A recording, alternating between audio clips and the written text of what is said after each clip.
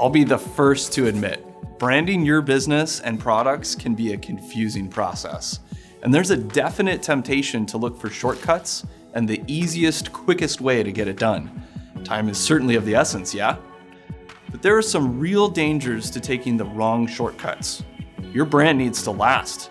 It needs to resonate with customers, and it needs to create as little friction and confusion as possible.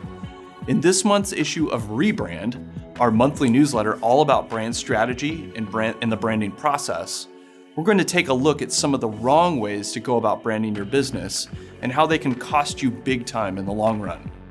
Plus, there's lots of other branding tips and inspiration to help you in your marketing efforts. You don't want to miss this issue, so head over to resoundcreative.com/newsletter and get signed up.